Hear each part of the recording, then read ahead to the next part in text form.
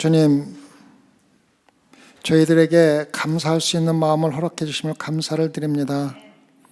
찬양으로 감사하고, 우리 마음으로 감사하고, 말씀으로 감사하고, 또 우리의 삶으로 감사할 수 있게 허락해 주심을 감사를 드립니다.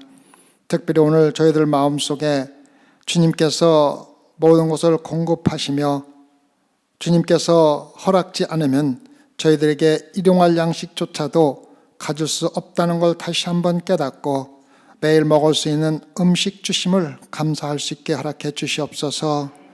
우리에게 집을 허락해 주시지 않았다면 거할 곳이 없는 그러한 하나님께만 의존하는 당신의 자녀들임을 다시 한번 깨닫게 허락해 주심을 또한 감사를 드립니다. 오늘 말씀을 전할 때 주님, 우리 마음속에 살아 역사하시고 우리에게 감사의 원인이 되시는 예수 그리스도를 다시 한번 만날 수 있게 허락해 주시옵고, 말씀 가운데 아직도 예수 그리스도를 영접하지 못한 자 있다면 오늘 말씀을 통하여 거듭나는 역사를 허락하여 주시옵소서. 그래야 오늘 예배를 마치고 성전을 나갈 때 단 한 명도 예수 그리스도를 알지 못하고 의심하는 마음으로 나가는 자 없고 오로지 예수 그리스도 안에서 기쁨과 즐거움으로 성전문을 나갈 수 있게 주님 축복하여 주시옵소서. 감사와 영광을 우리 주 주님께 돌려오며 예수님 받들어 기도드렸사옵나이다. 아멘. 오늘은 사도행전 13장 12절에서 35절까지 말씀을 가지고 그리스도의 종에 대한 보호라는 말씀으로 하나님 말씀을 나누겠습니다. 지난주에 하나님께서 바울에게 나타나셔가지고 담대하라, 내가 예루살렘에서 나의 일을 증거한 것 같이 로마에서도 증거해야 하리라 말씀하신 그 다음 날, 바로 오늘이 유대인들은 바울을 죽이기로 음모하는 성경 말씀을 우리가 읽었습니다. 참 재미있는 것은 하나님께서는 바울이 로마에서 복음을 전해야 하기 때문에, 복음을 증거해야 하기 때문에 죽지 않을 것이라고 말씀하신 반면에 하나님을 가장 열심히 따른다고 자부하는 유대인들은 바울을 죽이는 음모를 하는 것입니다. 우리는 유대인들이 하나님의 뜻에 대적하고 있다는 것을 쉽게 알 수 있으며 하나님을 대적하여 꾸미는 음모가 얼마나 무의미한 것인지를 오늘 성경 말씀이 우리에게 가르쳐 주고 있습니다. 사도행전 23장 12절과 15절 보면 나리샘에 유대인들이 당을 지어 맹세하되 바울을 죽이기 전에는 먹지도 아니하고 마시지도 아니하겠다 하고 이같이 동맹한 자가 40여 명이더라. 대제사장들과 장로들에게 가서 말하되 우리가 바울을 죽이기 전에는 아무것도 먹지 않기로 굳게 맹세하였으니 이제 너희는 그 사실을 더 자세히 알아볼 양으로 공의와 함께 천부장에게 청하여 바울을 너희에게로 데리고 내려오게 하라. 우리는 그가 가까이 오기 전에 죽이기로 준비하였노라 하더니, 지금 사도 바울은 시편 기자의 믿음을 직접 경험하고 있다는 것을 우리가 알아야만 합니다. 제가 누차 말씀드리지만은 신약은 구약에서 설명을 해주고 구약은 신약에서 우리에게 가르침을 준다고 말씀하셨습니다. 시편 37편의 32절과 33절을 보면 똑같은 말씀이 나옵니다. 악인이 의인을 엿보아 살해할 기회를 찾으나 여호와는 저를 그 손에 버려두지 아니하시고 재판 때에도 정죄치 아니하시로다. 바울을 죽이기로 굳게 맹세한 40여 명의 유대인과 거기에 동참한 부패한 대제사장들과 장로들이 서로 연합하여 하나님의 뜻을 대적하고 있습니다. 그들은 하나님을 속일 수가 있다고 생각을 하고 하나님과 대적을 하고 있는 것입니다. 최고의 부패가 최악이라는 말이 있습니다.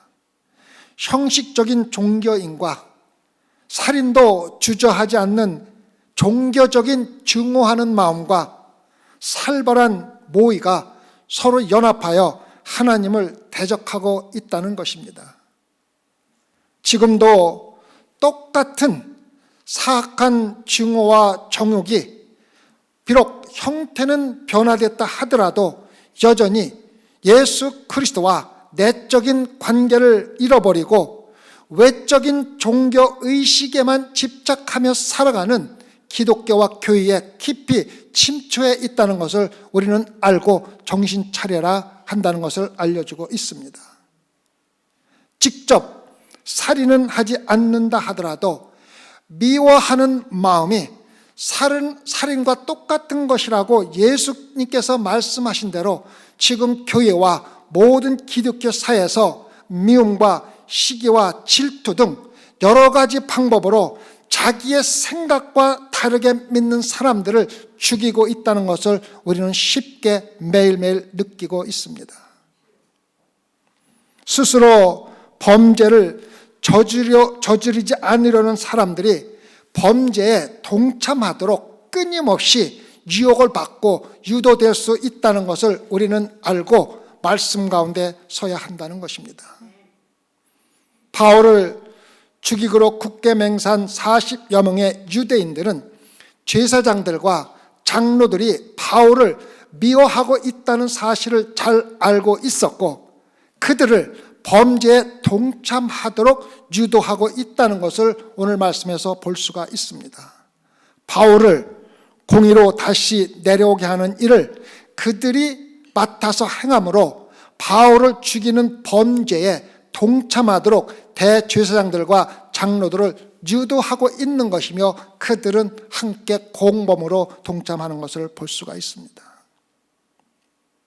성도 여러분, 우리가 하나님의 말씀으로 우리 자신을 보호하지 않는다면 사악한 정욕과 증오가 우리 안에 들어오게 되고 쉽게 죄에 동참을 하게 된다는 것을 알아야 합니다.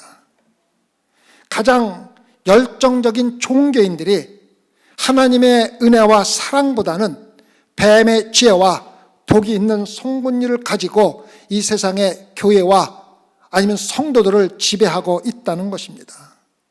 그리고 그들의 사악함이 우리를 죄악으로 매일 유도하여 죄에 동참하도록 만드는 것이 바로 요즘 사회의 사정입니다. 40여 명의 공모자들은 바울을 죽이기 위해서 자신들도 죽을 준비가 되어 있다는 것을 보여주고 있습니다.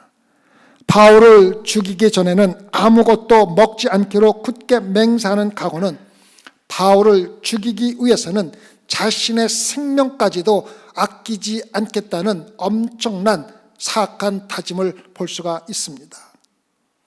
하지만 다음 말씀은 하나님께서 어떻게 죽음까지도 각오한 그들의 계략을 무모하게 만드는지를 성경 말씀은 보여주고 있습니다.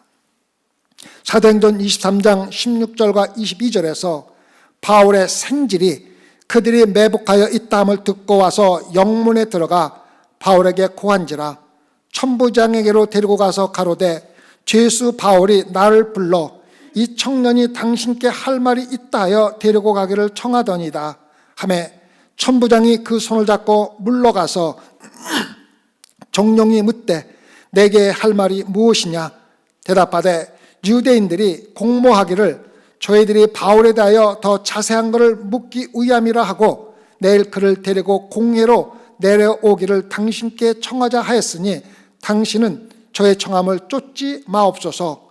저희 중에서 바울을 죽이기 전에는 먹지도 않고 마시지 않기로 맹세한 자 40여 명이 그를 죽이려고 숨어서 지금 다 준비하고 당신의 허락만 기다리나이다 하매 이에 천부장이 청년을 보내며 경계하되 이 일을 내게 고하였다고 아무에게도 이르지 말라 하고 백부장들을 불러 이르되 밤죄 3시에 가이사랴까지 갈 보병 200명과 마병 70명과 창군 200명을 준비하라 하고 바울의 생질이 그들이 바울을 죽이기로 함께 합의하였다는 것을 바울에게 알려주고 있습니다.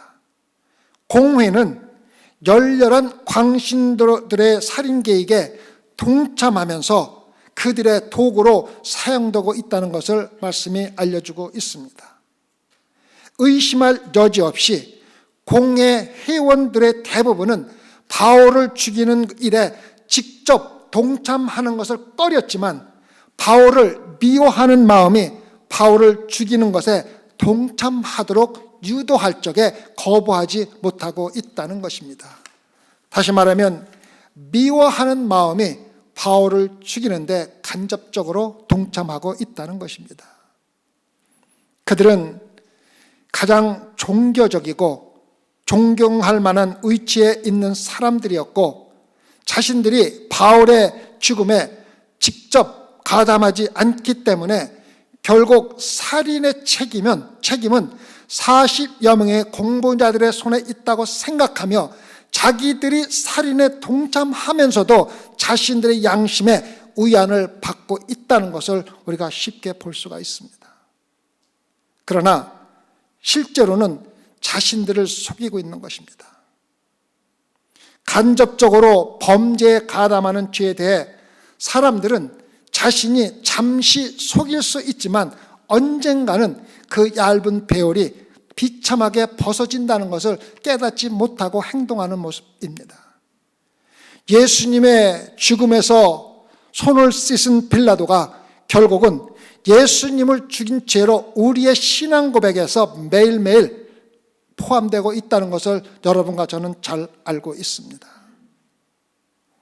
이러한 사악한 공모 가운데 어떻게 하나님께서 자신의 목적을 이루시고 자연적인 방법으로 자신의 종들을 구원하시는지에 대해서 말씀 가운데 우리가 주목해야 할 사항들입니다. 이것은 천사를 보내어 감옥에 갇힌 베드로의 쇠사슬을 풀거나 빌립보에서 바울을 감옥에서 풀어주기 위해서 일어난 지진과 마찬가지로 참으로 거룩하고 신성한 하나님의 역사와 똑같은 기적이라는 것을 우리가 깨달아야 합니다. 바울의 생질이 조심스럽게 보호된 비밀을 알게 된 것은 단순히 운이 좋아서 우연히 생긴 일이 아니라는 것입니다. 이것은 하나님께서 계획하신 것이었으며 어떤 커다란 기적과 마찬가지로 자연적인 사건처럼 보이는 가운데 하나님의 손길이 분명히 그 모든 것을 인도하고 있다는 것입니다. 모든 자연적인 사건을 조종하며 자신의 뜻을 성취하는 하나님의 손길은 분명히 우리 눈에 보이지는 않지만 홍해를 가르는 것 같이 눈에 보이는 커다란 다른 기적보다 하나님의 주권이 덜 나타난다고 할 수가 없다는 것입니다. 똑같다는 것입니다. 바울을 죽이려는 열정적인 유대인들이나 자신이 발견한 비밀을 즉시 로마 천부장에게 말한 청년이나 반갑지 않은 죄수를 빨리 처분하기 위해서 서두르던 로마 천부장이나 그들 모두가 하나님의 뜻을 실행하기 위해서 협력하고 있으면서도 그들은 그것을 알지 못했고 꿈에도 자기들이 하나님의 일을 하고 있다는 것을 몰랐다는 것입니다. 즉 전날 밤에 바울을 확신시켰던 로마에서도 증거하리라 하는 하나님의 약속을 실천하기 위해서 모든 세 부류가 함께 협력하고 있다는 것은 그들은 모르고 있었지만 그들이 모른다고 하나님이 하나님의 일을 하시지 않는 것은 아니라는 것입니다. 로마에 가는 것이 하나님의 뜻이라고 믿은 바울은 마음속에서 또한 영적으로 그들 주변에 일어나고 있는 모든 일들이 하나님께서 계획하신 것이라는 것을 알고 있는 유일한 사람이었을 것입니다. 40여 명의 공무자들은 종교적인 열정이라는 명목으로 악을 행하며 하나님을 대적하면서도 조금도 두려워하지 않는 모습을 우리가 쉽게 볼 수가 있습니다. 우리가 하나님의 이름으로 일을 한다 할지라도 종교적인 열정의 원인이 미워하는 마음과 분노하는 마음이라면 그 안에 하나님이 절대로 계실 수가 없다는 것입니다. 하나님의 일을 한다고는 생각하지만 실제로는 자신들이 미워하는 마음과 분노를 나타내고 있는 교활한 종교인들에 불과하다는 것입니다. 더 큰 문제는 하나님의 특별한 책임을 받은 하나님의 나라에 속한 제사장들과 장로들이 영적인 눈이 멀어 하나님의 뜻에 대적하면서도 전혀 그것을 모르고 있다는 것입니다. 사랑하는 성도 여러분, 우리가 신앙생활을 하면서 하나님의 일을 열정적으로 하는 것도 중요하지만 하나님의 뜻에 따라서 행해야 한다는 것은 치명적으로 중요한 것입니다. 교회 지도자들이 영적으로 깨어 있지 않으면 잘못된 영적인 열정을 가진 사람들에게 쉽게 하나님의 하나님한테 대적하는 일에 동참하도록 유혹을 받고 거기에 넘어간다는 것입니다. 하나님은 유대 광신자들에게 자신들의 계획을 세우고 실행하는 자유를 주었지만 그들이 실행하는 계획의 결과는 하나님께서 조정을 하고 계시다는 것입니다. 그러므로 우리가 깨닫지 못할 때라도 하나님은 항상 자신의 자녀들과 함께 임재하시며 자신의 계획을 이루기 위해서 자신의 자녀들을 보호하며 그 사명을 감당하도록 인도하신다는 것입니다. 사도행전 23장 23절과 35절을 계속해서 보면 또 바울을 태운 총독 벨릭스에게로 무사히 보내기 위하여 짐승을 준비하라 명하며 또 이 아래와 같이 편지안이 일렀을 때 글라우디오 루시아는 총독 벨릭스 각하에게 문안하노이다. 이 사람이 유대인들에게 잡혀 죽게 된 것을 내가 로마 사람인 줄 들어 알고 군사를 거느리고 가서 구원하여다가 유대인들이 무슨 일로 그를 송사하는지 알고자 하여 저의 공회로 데리고 나갔더니 송사하는 것이 저의 율법 문제에 관한 것뿐이요 한 가지도 죽이거나 결박할 사건이 없음을 발견하였나이다. 그러나 이 사람을 해하려는 관계가 있다고 누가 내게 알게 하기로 곧 당신께로 보내며 또 송사하는 사람들도 당신 앞에서 그를 대하여 말하라 하였나이다 하였더라. 보병이 명을 받은 대로 밤에 바울을 데리고 안디바드리에 이르러 이튿날 마병으로 바울을 호송하게 하고 영문으로 돌아가니라. 저희가 가이사랴에 들어가서 편지를 총독에게 드리고 바울을 그 앞에 세우니 총독이 읽고 바울더러 어느 영지 사람이냐 물어 갈리기아 사람인 줄 알고 가로되 너를 송사하는 사람들이 오거든 내 말을 들으라 하고 헤롯궁에 그를 지키라 명하니라. 이 말씀을 통하여 우리 삶에 적용할 때 네 가지 변하지 않는 진리를 여러분들과 나누고 싶습니다. 첫 번째는 하나님의 종의 죽음은 하나님의 계획을 실천하는 것에 깊이 관련되어 있으며 하나님이 허락을 할 때만 일어날 수 있다는 것입니다. 바울이 지금까지 3번의 폭동을 겪었지만 모두 살아남았고 돌로 쳐 죽은 줄 알고 내다 버렸지만 살아났습니다. 하나님은 주권자이시며 그의 종의 사역이 아직도 끝나지 않았기 때문입니다. 이방인에게 복음을 전하는 사명이 끝날 때까지는 바울은 죽을 수가 없다는 것입니다. 하나님께서는 세상적으로는 보호받아야 할 아무런 권한이 없는 죄인 중에 죄인에 불과한 종 바울의 생명을 보호하기 위해서 막강한 로마 보병 200명과 마병 70명과 창군 200명을 준비하신 것을 볼 수가 있습니다. 마치 하나님께서 천군 천사의 보호를 받는 것과 똑같은 모습을 우리가 볼 수가 있습니다. 여러분과 저의 생명도 우리에게 주어진 하나님의 사명을 다 마칠 때까지는 보호를 받는다는 것을 알고 하나님의 사명을 감당하는데 조금도 두려워할 필요가 없다는 것입니다. 두 번째는 주변에서 일어나는 아주 작은 일까지도 하나님께서 주관하신다는 것을 우리가 잊어버릴 때 하나님의 종의 사역이 실패한다는 것을 알아야 한다는 것입니다. 대부분의 신앙인들이 삶과 죽음 같은 커다란 일들은 하나님께서 주관하신다는 것을 믿는 것에는 전혀 문제가 없습니다. 모두 인정을 합니다. 하지만 작은 일, 아주 평범한 일, 삶에서 작은 사건에 대해서는 하나님께서 하신다는 커다란 확신을 갖지 못하는 경향이 많이 있다는 것입니다. 우리가 차를 운전하면서 신호등이 바뀌는 것이나 우연치 않게 비행기가 지연되는 일반적인 일에 대해서는 하나님이 어떠한 목적을 가지고 주관하신다고 믿는 성도들이 많지 않다는 것입니다.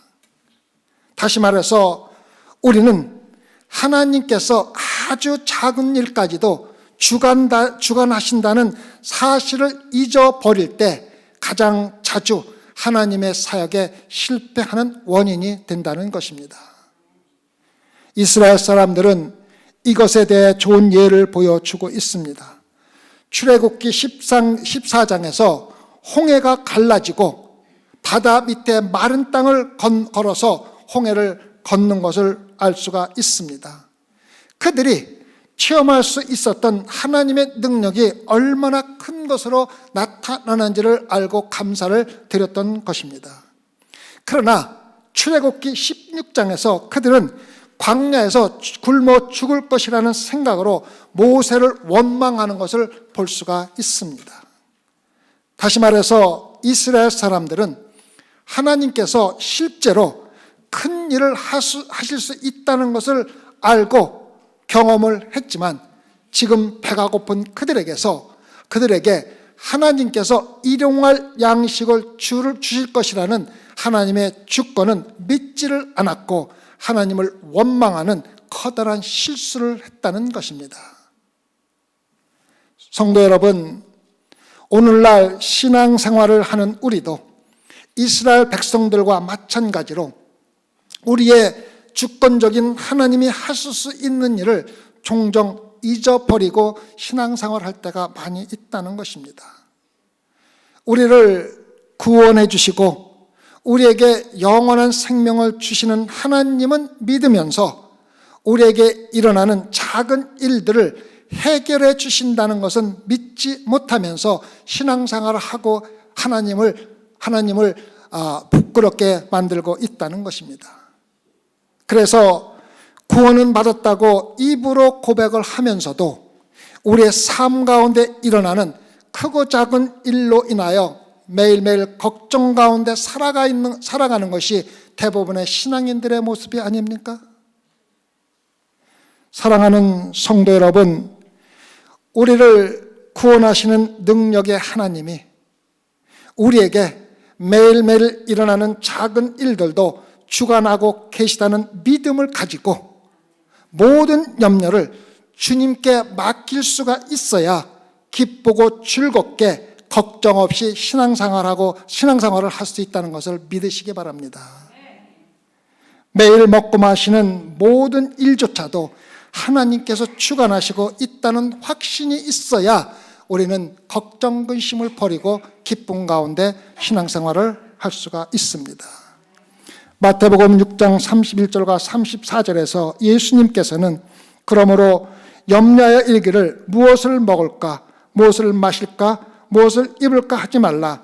이는 다 이방인들이 구하는 것이라.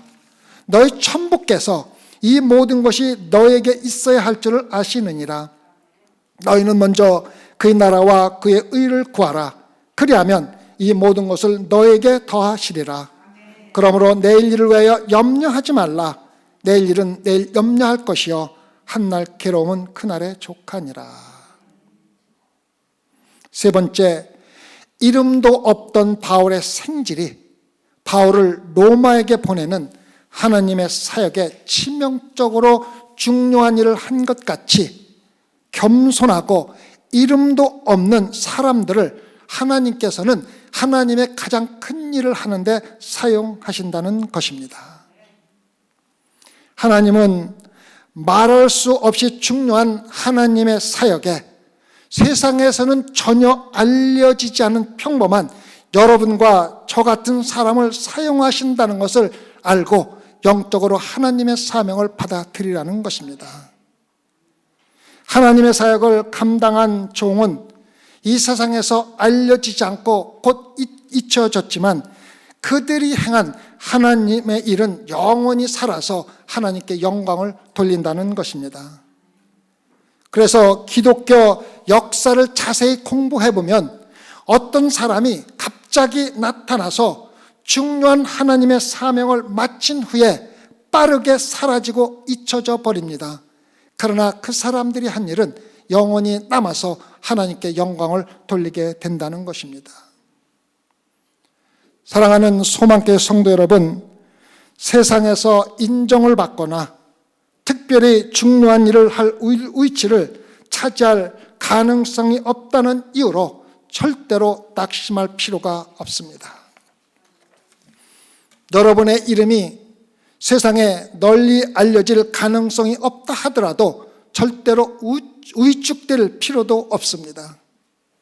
그러한 것에 신경을 쓰면서 신앙생활을 하면은 하나님의 영광만을 위해서 참된 마음으로 하나님을 섬길 좋은 기회가 돌아오지 않는다는 것입니다. 하나님은 중요하지 않은 평범한 사람들을 사용하여 가장 중요한 하나님의 사명을 이루시기 때문에 여러분과 저는 그저 하나님 말씀에 순종하면 된다는 것입니다. 하나님의 일을 하면서 남에게 인정을 받고 이름을 내려는 욕망은 귀중하고 중요한 하나님의 사역에 종으로 사역에 사용되는데 가장 심각한 결점이라는 것입니다. 요란스럽게 남을 돕는 자선가는 조용하고 남의 눈에 보이지 않게 일하는 그리스도인보다 실제로 훨씬 가치가 없는 일을 하고 있다는 것을 알 수가 있습니다. 성도 여러분, 여러분과 제 안에 참된 하나님의 은혜가 있다면 우리는 그 은혜를 사용하지 않고는 오래 견딜 수가 없습니다. 그리고 그 은혜를 사용할 수 있는 기회는 잘 들으시기 바랍니다. 가장 남의 눈에 띄지 않는 시간과 장소에서 주어진다는 것도 기억하시기 바랍니다. 이것이 바로 하나님의 은혜의 섭리입니다. 오른손이 하는 것을 왼손이 모르게, 왼손이 하는 것을 오른손이 모르게 하는 것이 하나님의 은혜의 섭리라는 것입니다. 네 번째, 하나님의 약속을 지키는 주권의 신실하심은 우리가 하나님의 약속을 기억하느냐 못하느냐에 관계없이 이루어진다는 것입니다. 하나님의 섭리는 우리가 하나님의 뜻을 무관심했다는 이유로 하나님의 뜻이 무너지지는 않는다는 것입니다. 하나님의 뜻은 반드시 이루어진다는 것입니다. 우리가 하나님의 일을 하면서 어떤 때는 실패를 한다 할지라도 우리에게 맡겨진 하나님의 뜻은 하나님께서 반드시 이루신다는 것입니다. 우리가 실패를 한다고 하나님이 여러분과 저를 버리고 하나님의 일을 절대로 중단하지 않는다는 것입니다. 그래서 지금 하나님의 일을 감당하면서 설사 실패한 것 같이 보인다 할지라도 절망하거나 포기할 필요가 절대 없다는 것을 우리에게 가르쳐주고 있습니다. 바울같이 우리가 하나님의 일을 감당하면서 엄청난 좌절과 실패를 경험할 때 우리가 어떻게 그 실패에 반응하느냐에 따라서 우리가 어떤 종류의 간증을 갖게 될 것이며 하나님께서 우리에게 어떠한 사역을 또 맡길 것인지를 결정하시는 자료가 된다는 것입니다. 하나님은 여전히 바울을 위한 계획을 갖고 계셨고 또한 여전히 여러분과 저를 위한 계획을 갖고 계시며 반드시 여러분과 저를 통해서 이루신다는 것입니다. 다윗이 기록한 시편 103편은 우리가 하나님의 일을 하면서 실패를 한다 할지라도 하나님의 크신 은혜를 경험할 수 있다는 걸 알려주고 있습니다. 실패를 한다 할지라도 힘과 능력을 주시는 신실하신 하나님을 송축하는 다윗 시를 읽어드리겠습니다. 시편 103편 2절과 5절입니다. 내 영혼아 여호와를 송축하며 그 모든 은택을 잃지 말지어다. 저가 내 모든 죄악을 사하시며 내 모든 병을 고치시며 내 생명을 파멸에서 구원하시고 구속하시고 인자와 공의로 관을 세우시며 좋은 것으로 내 소원을 만족케 하사 내 청춘으로 독수리같이 새롭게 하시는도다. 계속해서 8절과 14절을 보면 여호와는 자비로우시며 은혜로우시며 노하기를 더디하시며 인자하심이 풍부하시도다. 항상 경책지 아니하시며 노를 영원히 품지 아니하시리로다. 우리의 죄를 따라 처치하지 아니하시며 우리의 죄악을 따라 갚지 아니하셨으니 이는 하늘이 땅에서 높음같이 그를 경외하는 자에게 그 인자하심이 크심이로다. 동이 서에서 먼 것 같이 우리 죄가를 우리에게서 멀리 옮기셨으며 아비가 자식을 불쌍히 여긴같이 여호와께서 자기를 경외하는 자를 불쌍히 여기시나니 이는 저가 우리의 죄질을 아시며 우리가 진토임을 기억하심이로다. 마지막으로 17절과 18절입니다. 여호와의 인자하심은 자기를 경외하는 자에게 영원부터 영원까지 이르며 그의 의는 자손의 자손에게 미치리니 곧 그 언약을 지키고 그 법들을 기억하여 행하는 자에게로다. 소망교회 성도 여러분, 하나님은 끝까지 인자하시고 신실하신 분입니다. 우리가 하나님의 일을 하면서 설사 부족하여 실패를 한다 할지라도 우리가 충실한 마음으로 순종한다면 우리를 버리지도 않으시고 끝까지 우리를 인도하시며 우리를 향한 하나님의 뜻을 반드시 이루신다는 것입니다. 하나님은 여러분과 저를 위한 특별한 계획을 가지고 있으며 우리가 일어나고 있는 크고 작은 사건들을 통하여 지금도 보이지 않는 손길을 통해서 여러분과 제가 하나님의 뜻을 이루는데 하나님께서 계획하신 것을 이루시고 있다는 것을 믿으시기 바랍니다. 기도하십시다. 주님은 하나님께서 계획한 일을 저희들을 통해서 행하시려 할 적에 반드시 이루신다는 것을 깨닫고 용기를 잃지 않고 도전할 수 있게 해주심을 감사를 드립니다. 오늘 이 가운데 마음의 상처를 받고 마치 실패한 것처럼 느끼는 자가 있다면 오늘 말씀을 통하여 용기와 힘 또한 새로운 능력을 허락하여 주시옵소서. 그래야 과거에 실패한 능력보다는 더 큰 능력으로 일할 수 있게 도와주시옵고 그 가운데서 보이지 않게 하나님이 인도하시고 계획하신 것을 이루시는 손길을 느끼면서 희망과 소망을 가지고 하나님의 일을 할 수 있게 허락하여 주시옵소서. 무엇보다도 우리가 가지고 있는 크고 작은 모든 일을 하나님께 맡기고 기쁨과 즐거움으로 하나님의 일을 할 수 있도록 축복하여 주시옵소서. 감사하며 예수님 받들어 기도드렸사옵나이다. 아멘.